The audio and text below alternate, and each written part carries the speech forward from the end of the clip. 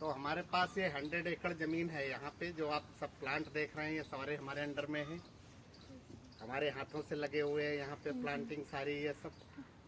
ठीक है, तो अभी हम आपको वर्मी कंपोस्ट के बारे में बता रहे हैं। वर्मी कंपोस्टिंग मोस्टली स्कूल में बताया गया होगा कैसे वर्मी कंपोस्टिंग होती है।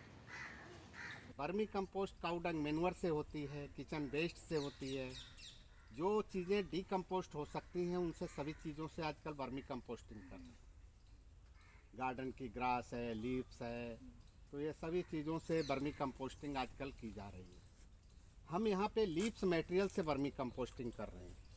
हमारे पास लीव्स मटेरियल काफ़ी मात्रा में है, तो इसलिए हम लीव्स मटेरियल से वर्मी कंपोस्टिंग कर रहे हैं। और लीव्स मटेरियल का ये देखा गया है सबसे बेस्ट वर्मी कंपोस्ट बनता है। जो हमें नाइट्रोजन, फास्फोरस, पोटेशियम, जो भी चीज़ें प्लांट के लिए चाहिए होती हैं वो इसमें ज़्यादा पाई जाती हैं।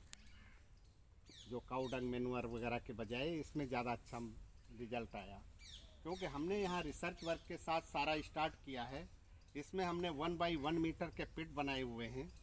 जब हमने स्टार्ट किया था तो इसमें बहुत सारे मटेरियल यूज किए थे, और इसके बारे में मुझे भी इतना नॉलेज नहीं था। जब हमने स्टार्ट किया था तो दिल्ली IIT में इसके ऊपर एक प्रोफेसर साहब काम कर रहे थे, हम उनको यहाँ पे लेके आए थे और उनके हिसाब से ही हमने सारा कुछ स्टार्ट किया है।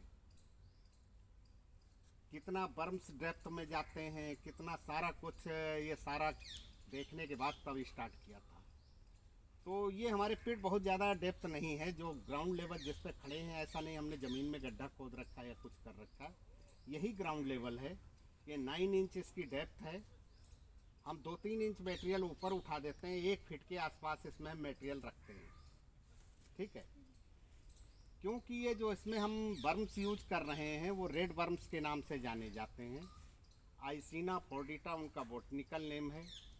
वो बहुत ज़्यादा डेप्थ में नहीं जाते हैं, वो 1 से 1.5 फीट तक ही डेप्थ में जाते हैं। इसलिए ऐसा डिज़ाइन किया हुआ कि 1 फीट इसको मटेरियल रखेंगे तो नीचे तक वर्म्स जाके मटेरियल को खाएं, तभी वर्मी कंपोस्ट कहा जाएगा। लोगों को ये तो आइडिया होता नहीं कितना वर्म्स हमारी डेप्थ तक जाएंगे। वो 2-2, 3-3 फीट के वर्म्स के पिट बना देते हैं ऊंचाई के, तो वर्म्स नीचे जाके मटेरियल को खाते नहीं, वो वाटर के थ्रू जो है उसको डीकम्पोस्ट कर देते हैं और उसको फिल्टर करके कहते हैं वर्मी कंपोस्ट हमारा तैयार है। हमने यहाँ पूरा रिसर्च वर्क के साथ में इसमें हमने बहुत सारी चीज़ें जो आपको बताई, हमने काऊ डंग मैन्योर यूज किया, गार्डन की ग्रास यूज की, लीव्स मटेरियल अलग अलग प्लांट्स के यूज किए, जो वुड्स का बुरादा होता है उसको यूज किया था, अपना बीट्स का जो भूसा होता है उसको यूज किया था, राइस का भूसा जो होता है वो यूज किया था। जब मटेरियल ये तैयार होने के बाद हमने लेबोरेटरी में टेस्ट कराया तो सबसे ज़्यादा हमारा अच्छा रिजल्ट लीव्स मटेरियल का आया था। और लीव्स मटेरियल हमारे पास ऑलरेडी बहुत अच्छे यहाँ पे है काफ़ी मात्रा में, तो अभी हम सारा लीव्स से कर रहे हैं। ठीक है, तो हमारे जो ये golf course, cricket ground, road side से जो भी रोज़ का झाड़ू मारा जाता है वो लीव्स मटेरियल को एक जगह डंप करते हैं। पहले उसको डंप करने के बाद उस पर वाटरिंग वगैरह करके उसको 50% डीकम्पोस्ट कर लेते हैं material.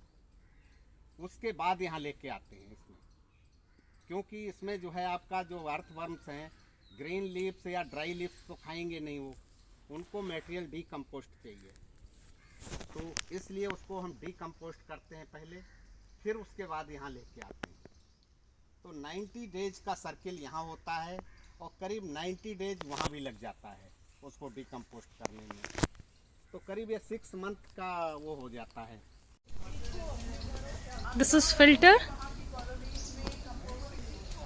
where the vermicompost is filtered so that red worms can be separated from the vermicompost.